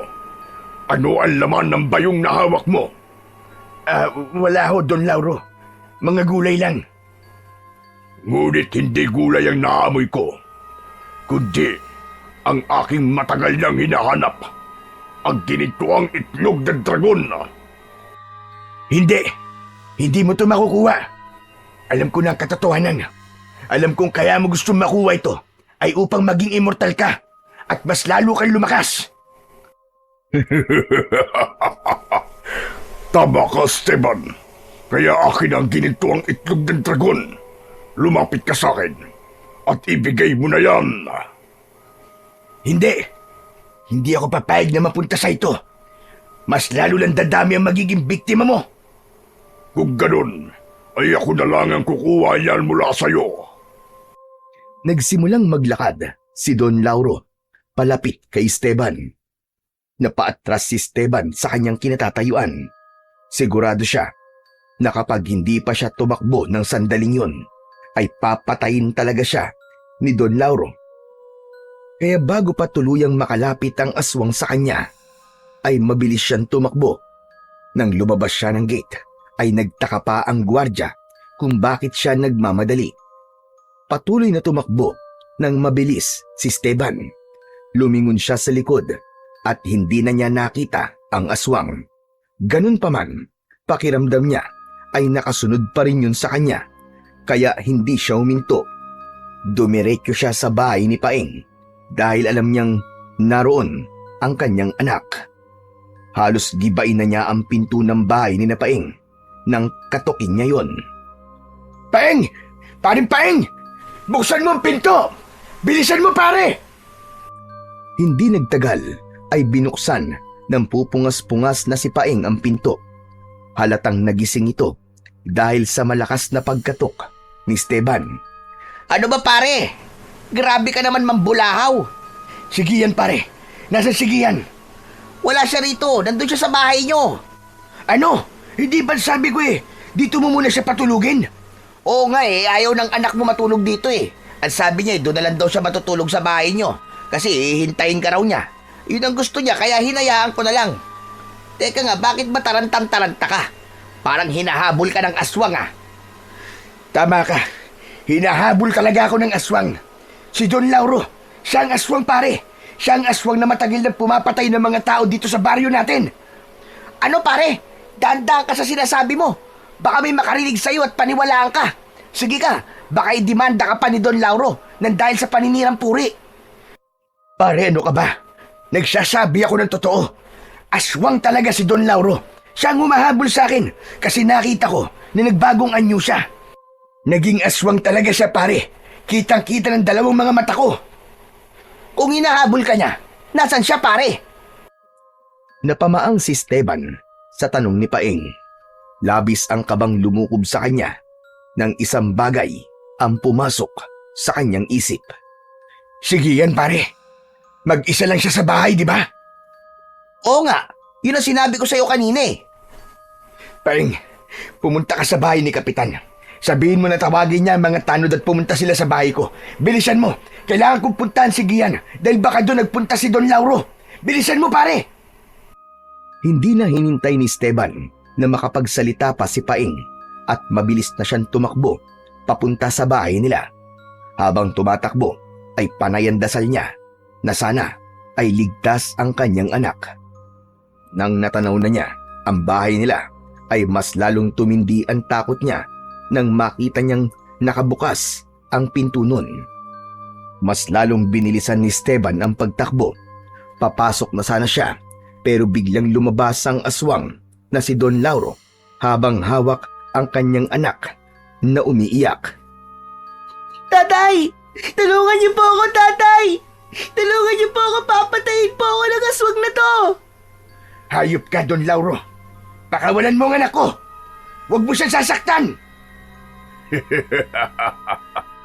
Hindi siya masasaktan kung ibibigay mo ang gusto ko.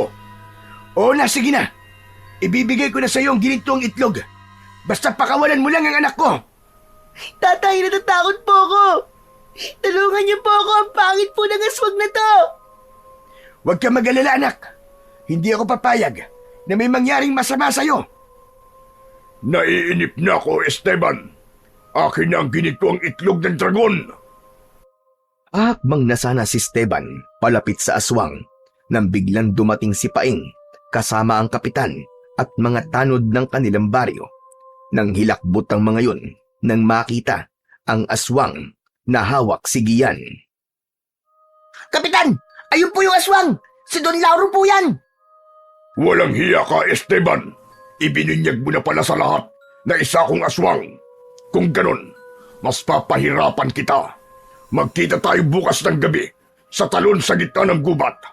Ikaw lang ang pupunta ron dahil agad kong papatayin ang anak mo kapag nalaman kong nagsama ka ng iba. Dalin mo ang bagay na alam mong kailangan ko upang mailigtas mo ang iyong anak. Parang awa mo na, Don Lauro. Ibalik mo na sa akin ang anak ko. Nagmamakaawa ko sa iyo. Heto na ang itlog. Hindi pinakinggan ni Don Lauro ang pagsamo ni Esteban. Mabilis siyang tumakbo papunta sa likod ng bahay habang buhat ang kanyang anak na si Gian. Sinundan ni Esteban si Don Lauro, ngunit pagdating niya sa likod ng bahay ay wala na ito roon. Parang bula na naglaho. Nanghihina at umiiyak na napaluhod sa lupa si Esteban. Sising-sisi sa kanyang mga naging desisyon. Don Lauro, ibalik mo ang anak ko, hayop ka. Huwag mong sasaktan ang anak ko dahil sisiguraduhin ko sa'yo na papatayin kita. Sumunod na rin doon sina Paeng at ang mga tanod kasama ang kapitan. Ginalugad ng mga tanod ang makapal na talayban na nasa likod ng bahay ni Esteban. Ngunit bigo ang mga yon na makita ang aswang na si Don Lauro at si Gian. Hindi umalis si Paeng sa tabi ni Esteban. Wala itong tigil sa paghaplos sa likod ng kumpari niya upang pakalmahin siya sa paghagulgol. Ngunit alam ni Esteban na walang kahit anong bagay ang makakapagpakalma sa kanya, lalo na't alam niya na nasa matinding panganib ang kanyang nag-iisang anak.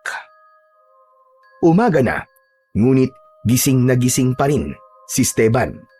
Nakaupo siya sa labas ng kanilang bahay habang nasa tabi niya si Paeng. Magdamag siya nitong sinamahan at hindi siya nito iniwanan. Ipinaalam na rin niya sa kanyang kaibigan ang totoong dahilan kung bakit nais ni Don Lauro na makuha ang ginintuang itlog ng dragon upang maunawaan ito ang nangyayari. Kumusta na kaya ang anak ko, pare? Sana'y hindi siya sinaktan ni Don Lauro. Magdasal na lang tayo. Naayos lang si Gian, pare. May awa ang Diyos. Kung alam ko lang na mangyayari to, pare, hindi ko na sana hinukay ang itlog na yun. Kasalanan ko to, pare. Kasalanan ko kung bakit nanganganib ang buhay ngayon ni Gian. Napakawalang kwenta kong ama, pare. Hindi ko man lang siya nagawang ipagtanggol at protektahan. Kasalanan ko to. Huwag ka magsalita ng ganyan, pare. Wala kang kasalanan sa nangyayari ngayon. Hindi mo naman to kagustuhan eh. Kung ako ang tatanungin, napakaswerte ni Gian na may tatay siyang kagaya mo. Kasi gagawin mo ang lahat para lang maging maganda ang buhay niya.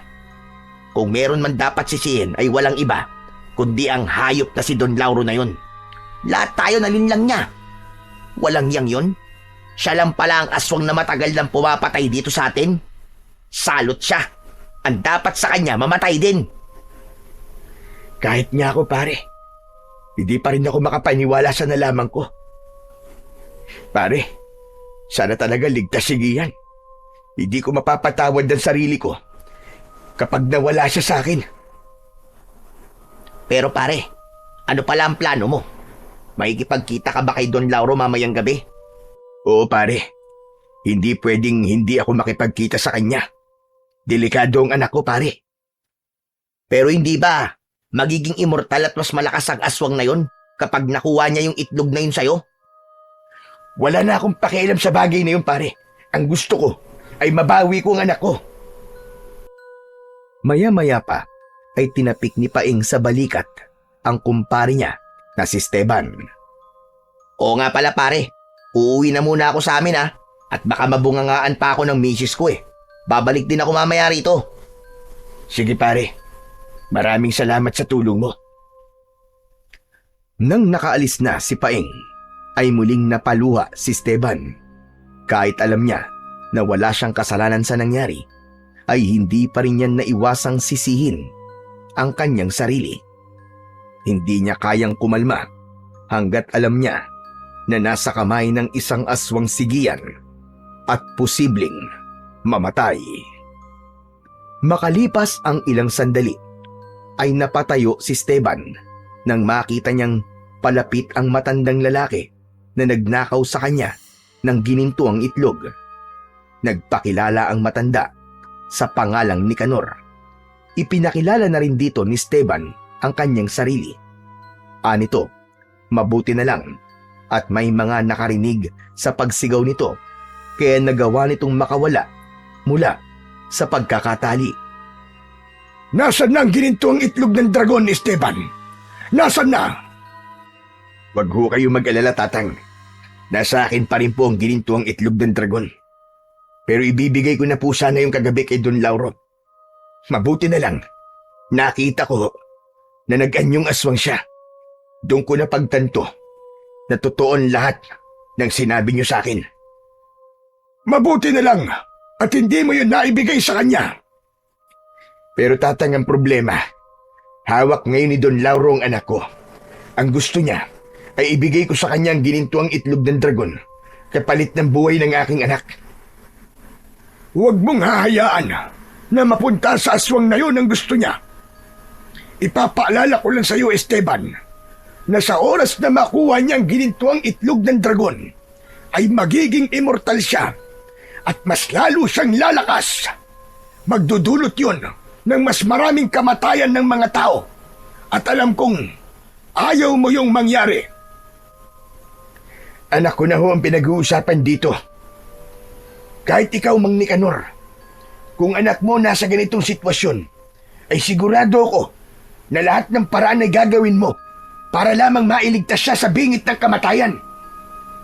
Naiintindihan kita, Esteban. Ngunit mas makakabuti kung magkakaroon tayo ng konkretong plano upang mailigtas ang anak mo at tuluyan na nating mapatay ang hayop na aswang na yon na si Don Lauro. Dahil mailigtas mo man ang anak mo, pero kung mapupunta naman sa kanya ang ginintuang itlog ng dragon, hindi lang ang mga tao sa baryong ito ang manganganib, kundi maaari ka rin niyang balikan at ang anak mo. Napagtanto ni Esteban na may punto ang sinabing yun ng matandang lalaki na si Mang Nicanor. Hanggang sa pakiramdam niya ay nawala ang ulap na nakabalot sa utak niya. Isinantabi niya muna ang kanyang emosyon at naisip niya na kailangan niyang pakinggan kung ano ang nais gawin ni Mang Nicanor. Kung ganun, Tatang, anong planong sinasabi mo? Huwag kang mag-alala. Kung magagawa natin ng maayos at tama ang plano ko, ay maililigtas natin ang iyong anak at mapapatay natin si Don Lauro. Nakinig si Esteban sa inilatag na plano ni Mang Nicanor. Matapos nilang mag-usap sa kung ano ang gagawin nila, ay mas lalong nagkaroon ng lakas ng loob si Esteban na mailigtas ang kanyang pinakamamahal na anak na si Gian mula sa aswang na si Don Lauro. Alam niyang delikado ang gagawin nila, ngunit wala na siyang pakialam dahil isa siyang ama na handang ilagay sa panganib ang sarili niyang buhay para sa kaligtasan ng kanyang anak. Pagsapit ng gabi ay nagsimula ng maglakad si Esteban papasok sa gubat kung saan sila magkikita ni Don Lauro. Mahigpit ang pagkakahawak niya sa bayong nabitbit niya. Hindi nagtagal ay narating na rin niya sa wakas ang talon kung saan sila magkikita ng aswang na si Don Lauro. Tanging ang lagaslas ng tubig sa talon ang naririnig niya. Don Lauro, narito na ako. Magpakita ka sa akin. Dala ko na ang gusto mo na ginintuang itlog ng dragon. Magpakita ka! Ilabas mo ang anak ko! Mula sa itaas ng talon ay lumitaw doon si Don Lauro na nasa anyo na ng aswang. Hawak nito si Gian na bakas ang labis na takot sa muka. Mabuti naman at dumating ka. Pero teka lang, tumupad ka ba sa ating usapan? Ipapaalala ko lang sa'yo na kapag nalaman ko na nagsama ka ng ibang tao rito, ay papatayin ko kagad ang anak mo. Hindi ko ilalagay sa panganib ang buhay ng anak ko. Kaya huwag kang mag-alala. Wala akong kasama, Don Lauro. Mag-isa lang ako nagpunta rito. Nasaan ang anak ko?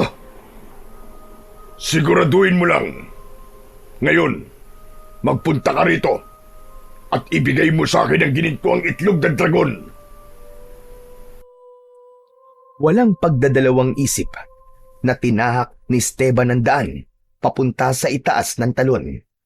Nang makarating siya ron, ay huminto siya ng ilan di pa ang layo kina Don Lauro at sa anak niyang si Gian.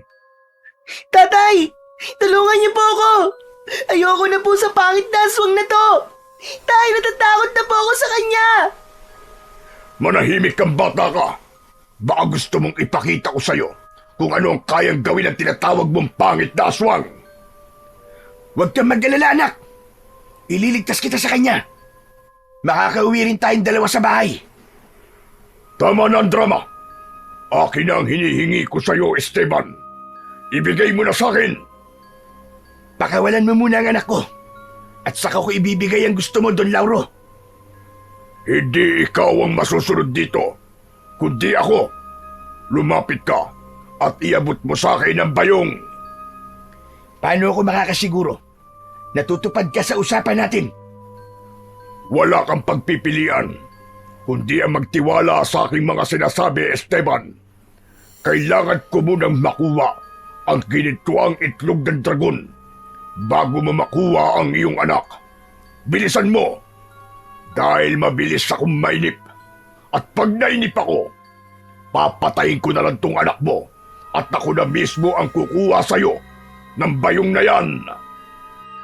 Umiim ang bagang ni Esteban at saka siya nagdesisyon na lumapit na kay Don Lauro.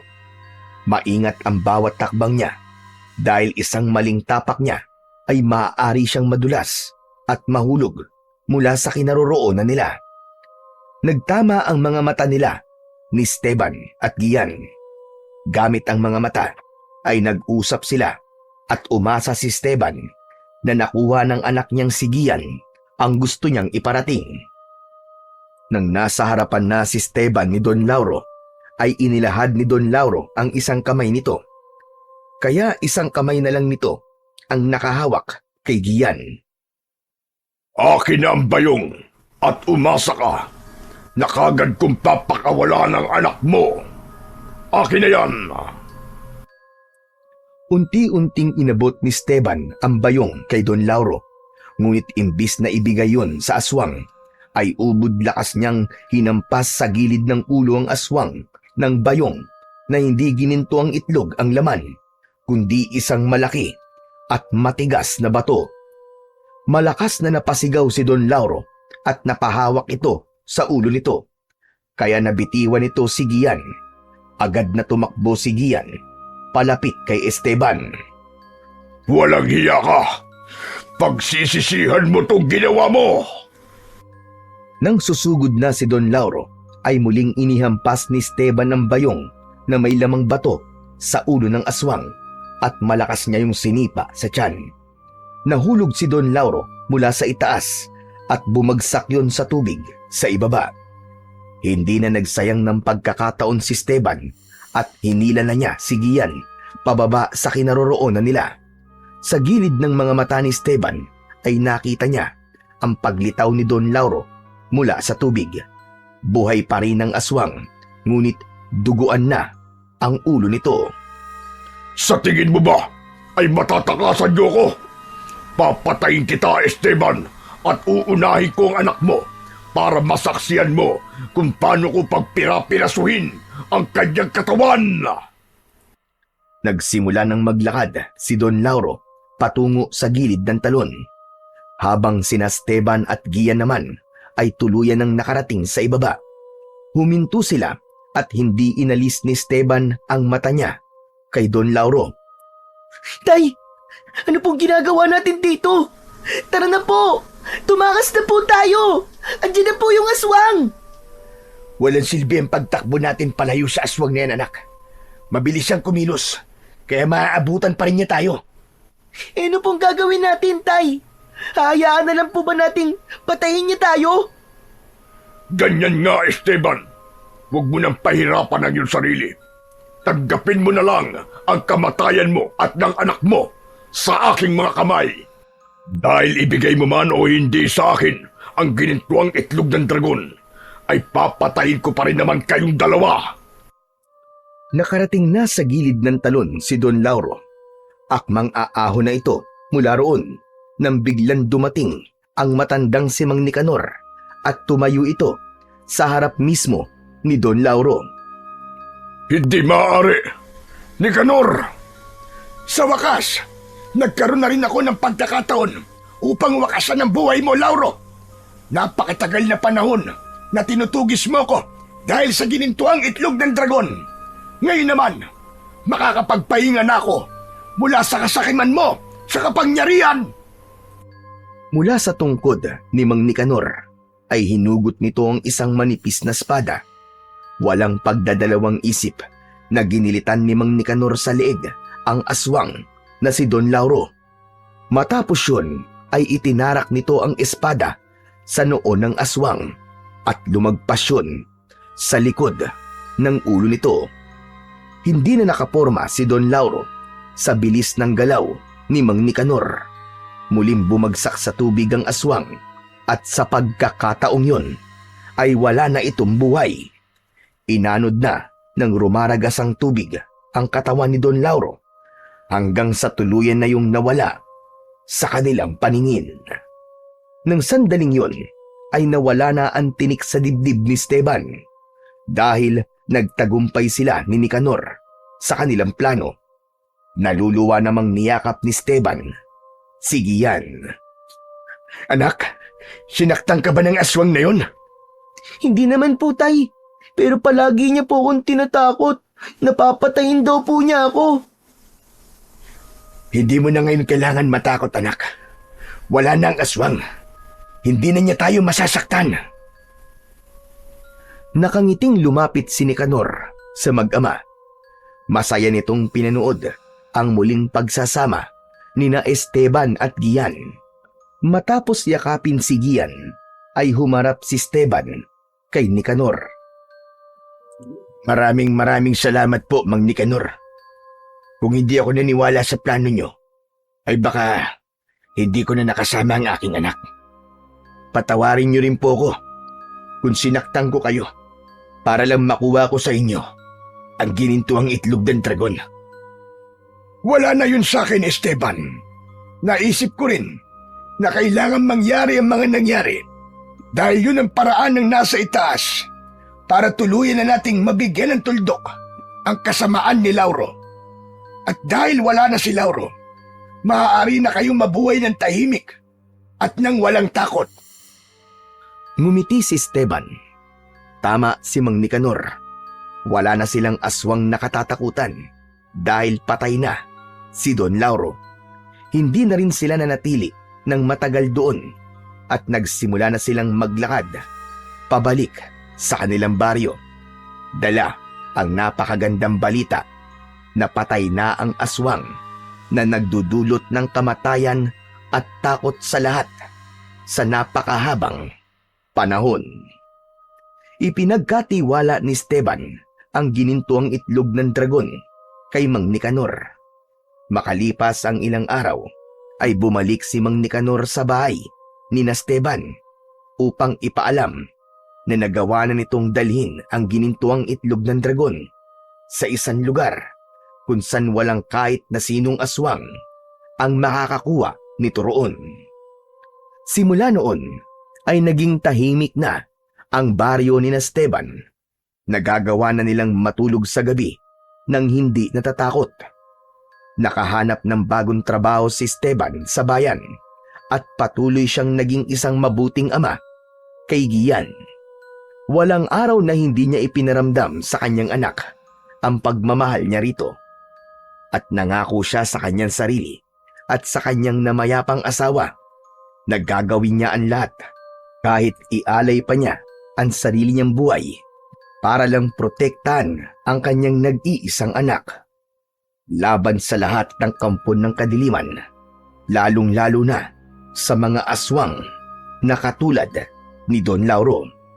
At naniniwala rin siya na hanggang meron silang pananampalataya sa Panginoong Diyos at laging nangingibabaw ang pagmamahalan sa kanila ng kanyang anak, ay walang puwersa ng kadiliman ang magpapahiwalay sa kanila.